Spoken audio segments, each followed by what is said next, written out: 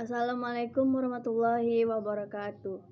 Perkenalkan, nama saya Nova Sutriani, jurusan Administrasi Publik. Baiklah, saya akan menjelaskan tentang materi pengambilan keputusan yang diampu oleh Ibu dosen Mimin Sundari Nasution, SOS MSI. Baiklah, tidak memperpanjang, saya akan menjelaskan pengertian pengambilan keputusan. Pengertian pengambilan keputusan.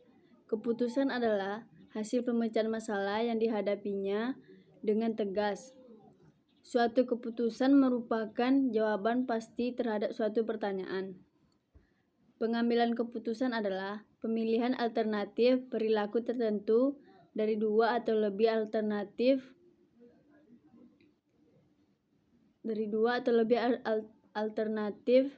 yang ada. Pengambilan keputusan adalah suatu proses yang digunakan untuk memilih satu tindakan sebagai cara pemecahan masalah. Pengambilan keputusan memiliki fungsi dan tujuan. Fungsi pengambilan keputusan yang pertama, pangkal permulaan dari semua aktivitas manusia yang sadar dan terarah, baik secara individual maupun secara kelompok, baik secara institusional maupun secara organisasional. Kedua, sesuatu yang bersifat futuristik, artinya bersangkut paut dengan hari depan, masa yang akan datang, di mana efeknya atau pengaruhnya berlangsung cukup lama. Tujuan pengambilan keputusan ada dua, yaitu pertama, tujuannya bersifat tunggal. Terjadi apabila keputusan yang dihasilkan hanya menyangkut suatu masalah, artinya bahwa sekali diputuskan tidak akan ada kaitannya dengan masalah lain. Yang kedua, tujuan yang bersifat ganda. Terjadi apabila keputusan yang dihasilkan itu menyangkut lebih dari satu masalah. Artinya bahwa satu keputusan yang diambil itu sekaligus memecahkan dua masalah atau lebih, yang bersifat kontraktif atau yang bersifat tidak kontraktif. Unsur-unsur pengambilan keputusan.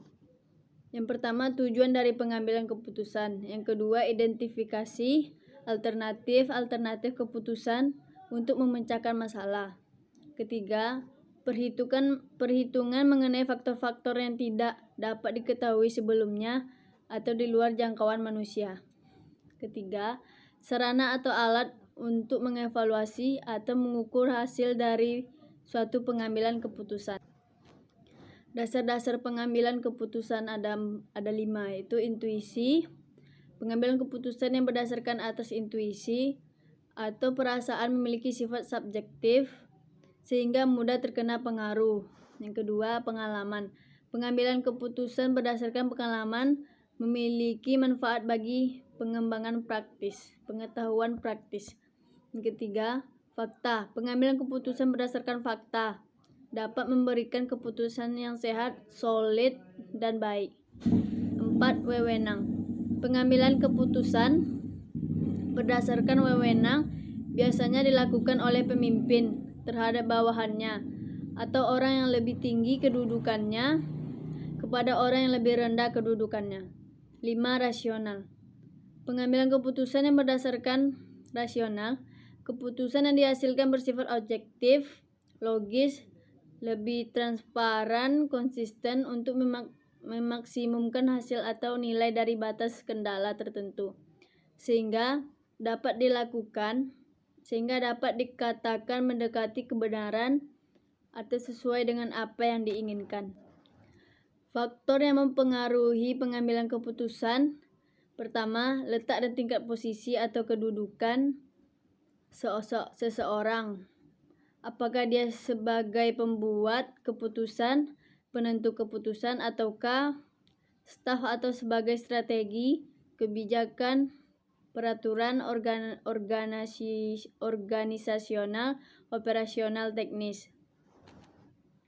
Kedua, masalah adalah yang menjadi penghalang untuk tercapainya tujuan, yang merupakan penyimpangan daripada apa yang diharapkan, direncanakan, atau dikehendaki dan harus diselesaikan.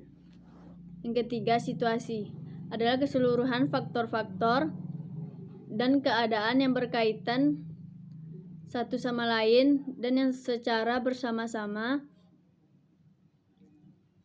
memancarkan pengaruh terhadap kita beserta apa yang hendak kita perbuat.